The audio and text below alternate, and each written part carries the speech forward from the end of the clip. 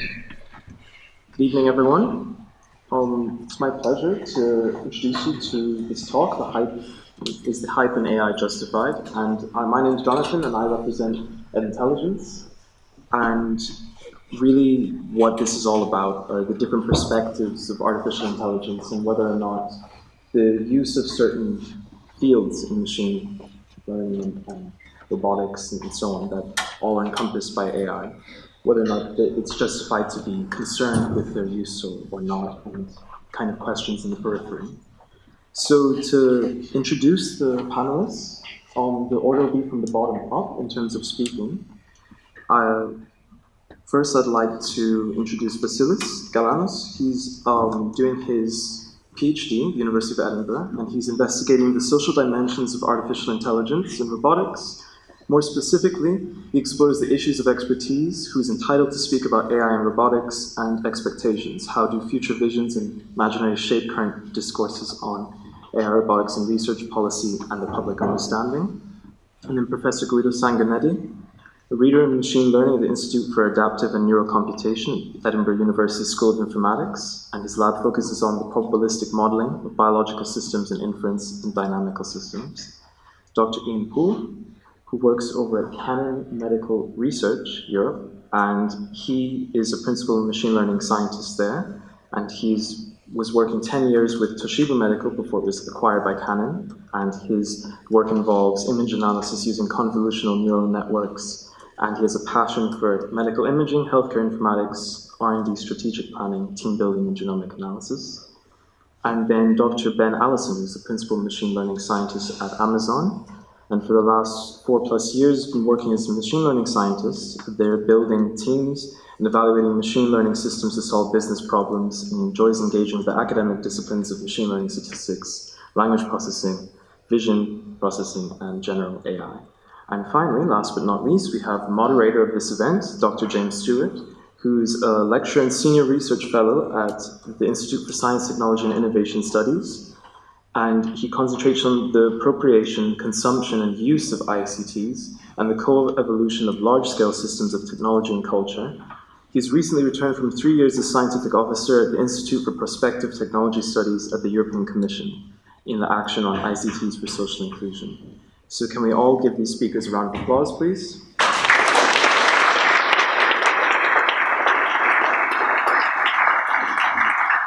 So just before Vassilis gives his talk, I just wanted to display a kind of slide of the types of things that people say about artificial intelligence and whether or not there is hype, because that's a question in and of itself. I think that's quite obvious to see.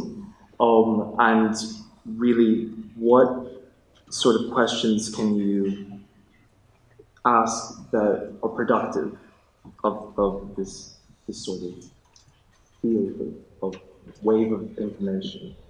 And so that leads us to Vassilis' talk. Thank you very much. Yes. Thank you very much. It's really an honor to be invited in this talk among giants, male giants, white giants. I start with Nietzsche just to give a hint, like beyond good and evil, beyond utopian and dystopian views of AI. I investigate artificial intelligence and out of personal interest initially, and I don't claim to have a clear idea of what's AI. I will bombard you with various slides, but if you carry home 2 messages, this is think thrice before you trust someone's claims on AI, including myself, and that's one part of it. That's the expertise bit, and that too much focus on the distant future of AI is probably dangerous.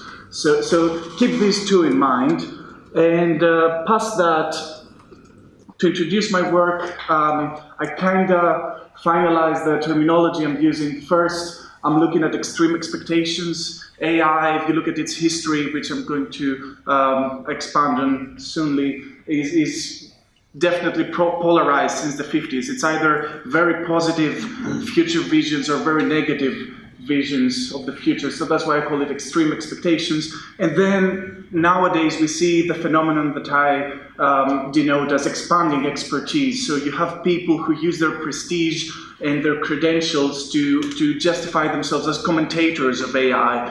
So the more credit you have in one area, this allows you to become a spokesperson of AI. Well, this relates to this well, horrible slide. It's intentionally horrible.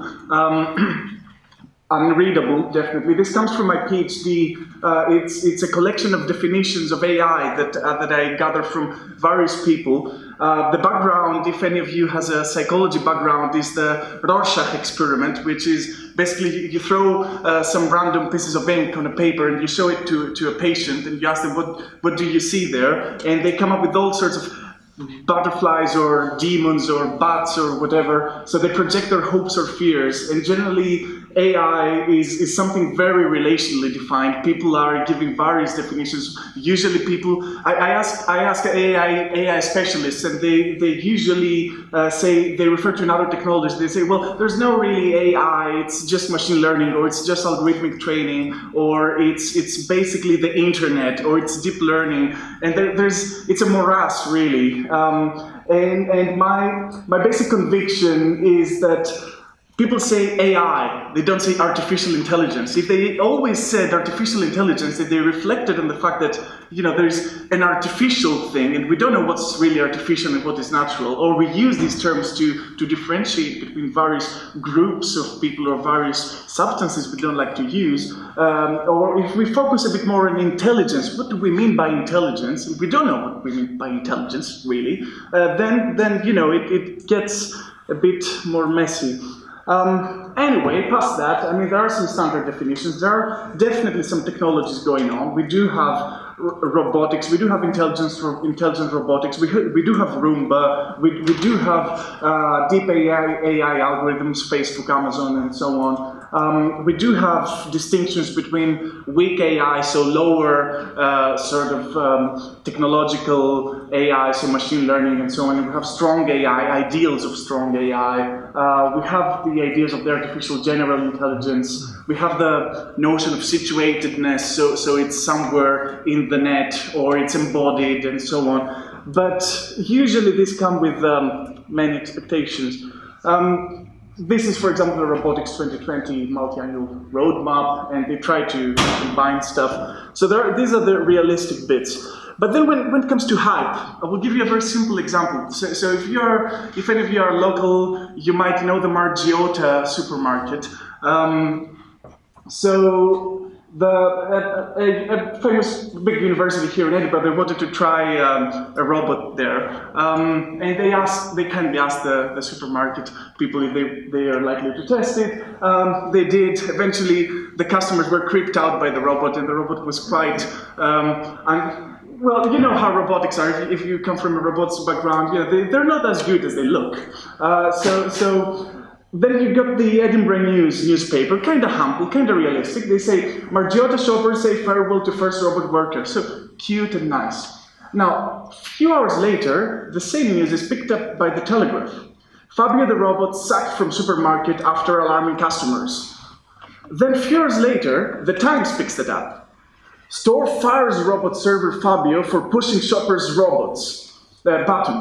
Then you have the Mirror, so more tabloid. Robot working in a supermarket fired after a week as it scares human customers. And then a few days later, this is picked up by African News, which is a YouTube channel, and robot assistant sacked. So that's a small-scale story of hype. So this brings me to my theoretical framework, the boring part. Now, these two models, you might know them, you might not know them. They seem similar, but they say two completely different things. So this one, I call it the story of two troughs.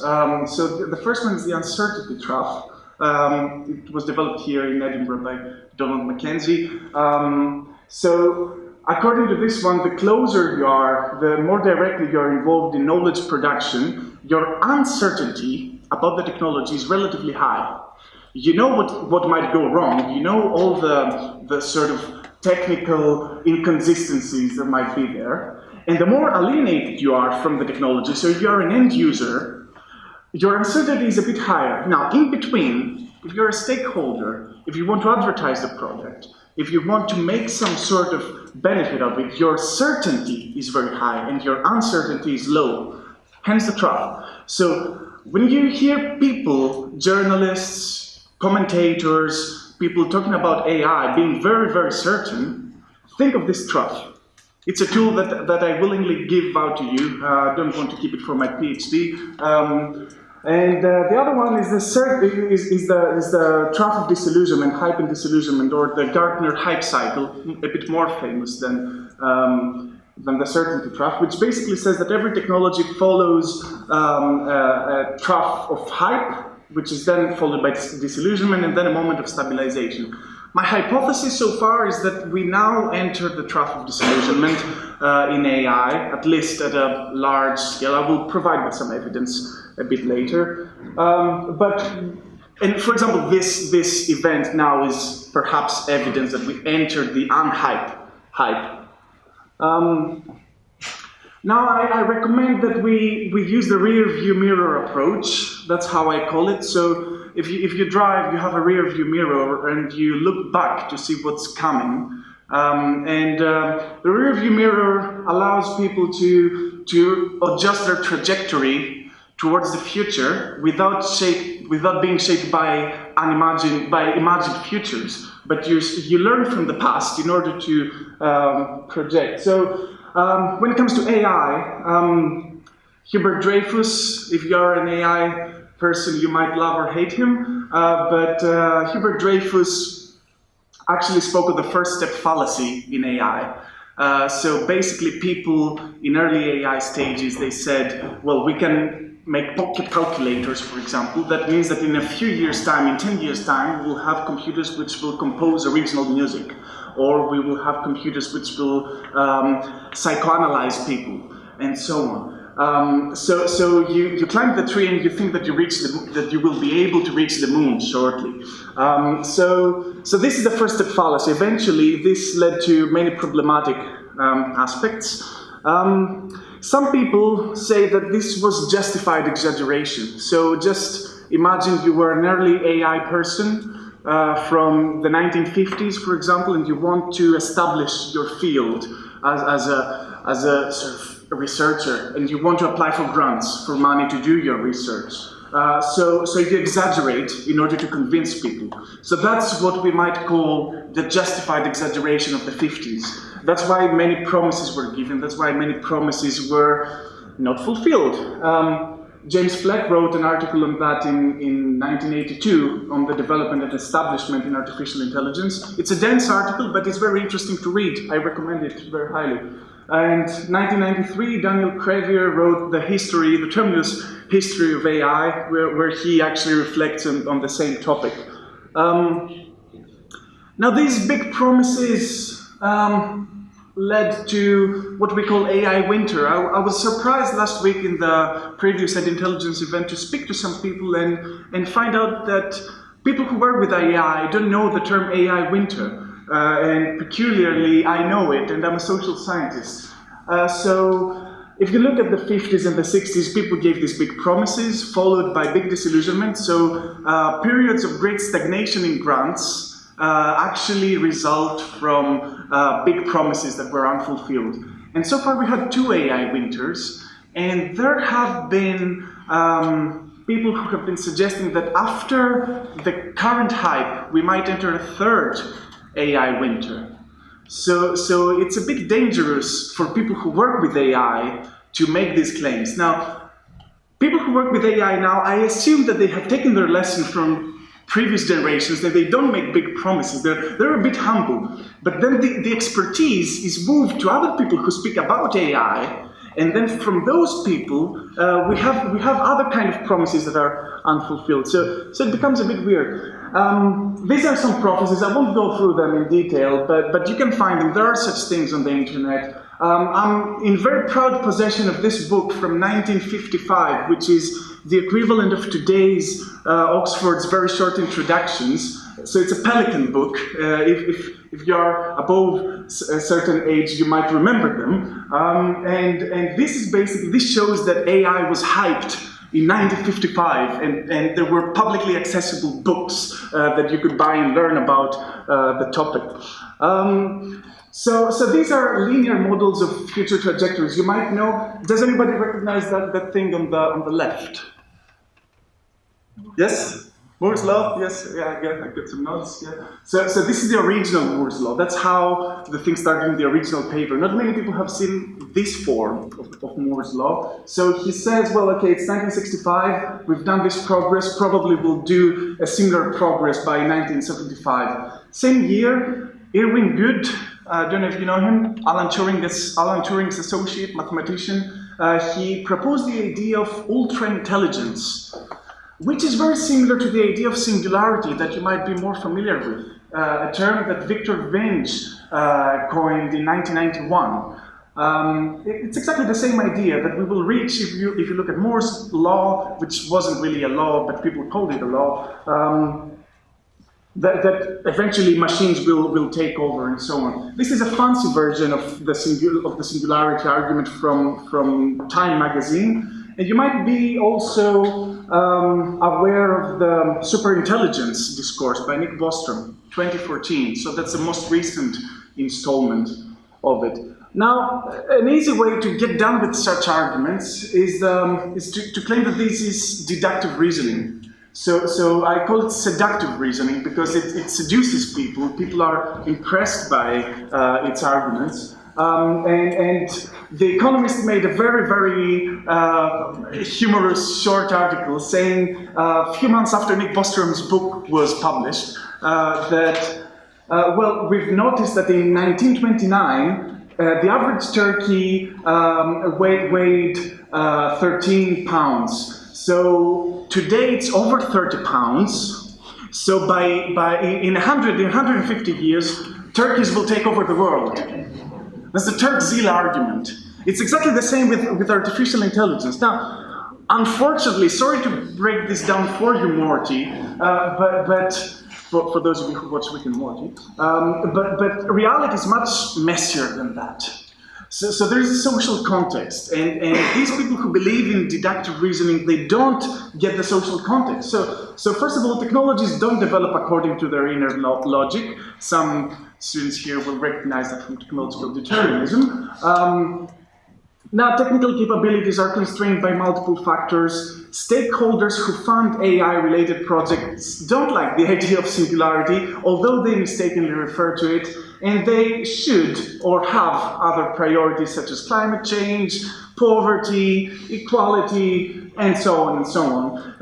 And by the way, I think I get to learn now, interviewing people working with AI, is that there's no such thing as curiosity-driven research.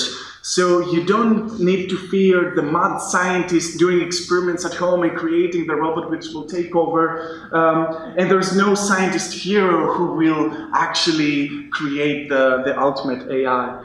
I published an article recently where I kind of traced the history of the current hype. It all starts in 2013 when Mr. Two Brains, David Willets, published the 8 Great Technologies report, which included AI as one of the top UK priorities. Then you had many statisticians saying, oh, we should invest in AI, it will bring, again, we have this sort of trajectory, the linear trajectory that increasing returns will happen.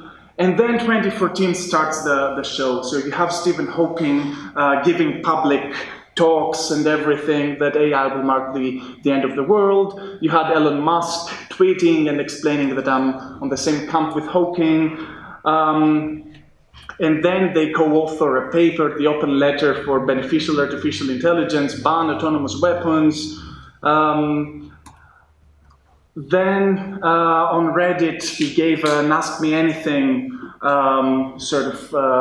interview. So he responded to people asking him about artificial intelligence. Bill Gates did the same during the same year. And then you had headlines in the news. Scientist Scientists are foreseeing the end of the world, and we need to avoid AI pitfalls, and Stephen Hawking this, Elon Musk that, and others, blah, blah, blah. And then you had a robot has passed a self-awareness test, next stop, world domination. And you had these sort of articles that Jonathan showed earlier. And then the interesting bit is that this infiltrates itself into policy. So 2016, people are alarmed by it, politicians are alarmed, and they say, MEPs, members of the European Parliament, they say, oh, we need to prepare a draft report on that. And they refer, I don't know if you like literature, I love science fiction. They refer to Asimov's laws. We need to keep Asimov's laws into account when it comes to robotics. It's incredible, look them up, they're publicly accessible on the internet. And as citizens of a democratic society, we should know about this stuff. Meanwhile, Hawking keeps with his narrative. He's invited in public engagement events, and he says the same stuff. July, robots rolling, killing Dallas shooter is a first. A beauty contest was judged by AI, and the robots didn't like dark skin. And then October 2016, this becomes crystallized. 3 policy documents in the same month are published. One from the US, one from the UK, one from the EU. And I was so curious to open them. I opened them. And it's all references to Hawking, it's all references to Musk. No AI specialist is asked to give any sort of opinion there. Bostrom is also referred to, and he's a philosopher.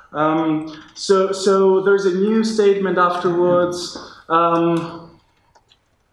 Then the resolution passes, and the previous draft report is transformed into an extended report with recommendations to the Commission on Civil Law Rules of Robotics.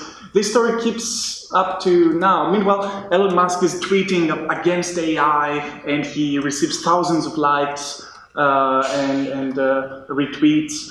Now, I say that last year, perhaps the end of a cycle kind of happens, because Bill Gates, who said that I'm in the same camp with Elon Musk and Stephen Hawking, basically changed his wording. He said, no, AI can be your friend.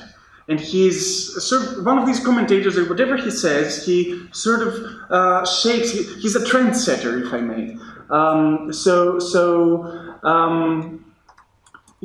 Then Hawking dies as well. Then the EU electronic personhood controversy continues as a telenovela. It's still not resolved, so it's quite interesting to see that. And then you have experts striking back. I see that as a continuation of the thing, because AI experts, AI specialists are scared of this thing, maybe, I don't know. Some others say that we don't care about these people, but some who have some prior knowledge of AI winters, they are concerned with what is being said about AI. Meanwhile, there is a question of expertise there. I could go on details about my findings there, but I won't, unless you have a question on that. I also investigate the details, so the footnotes on the empirical data Bostrom uses for his argument, and they're not so good. I call them, yeah, so these are again quotes from my interviews. I won't go through them, but I ask people what do they think about Hawking and Bostrom and so on. And what they say, what most of them say, it's all rubbish. They use the word rubbish, so that's why I call it the singular rubbish argument instead of a singularity argument. And then the sort of trough of disillusionment sort of stabilizes. Now, this is the recent UK report, which is far more humble and well-informed than the previous reports, takes AI specialists into account.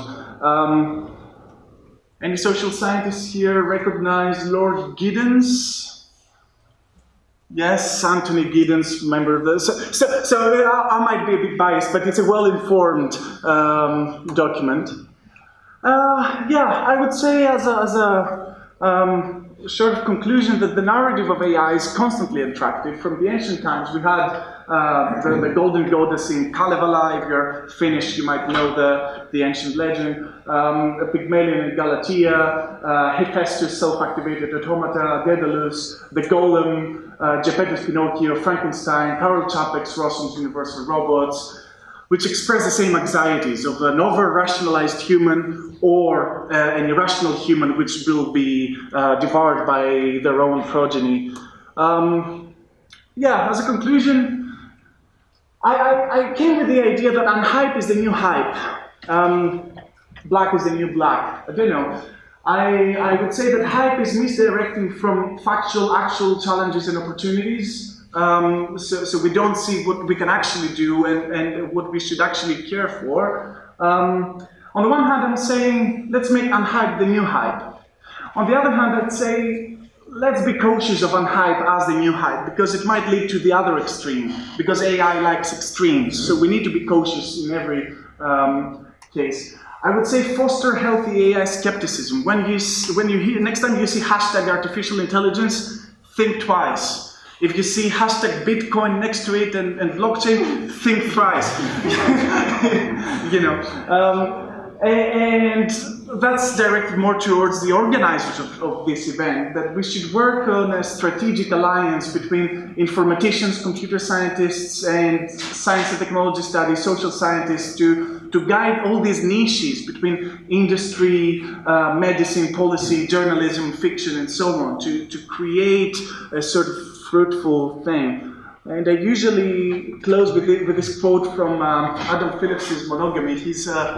That's his libel against monogamy. And he basically says that the only tradition we can experience is the present moment. And yet we spend most of our lives anxiously hoping we will change, looking forward to things, and doing everything we can to stop this happening. This is why we are only really relaxed, properly at ease, in periods of transition, when we let time join in. But transfer that to artificial intelligence and its thing. So thank you, and I'm open to questions afterwards, and looking forward to the next panel.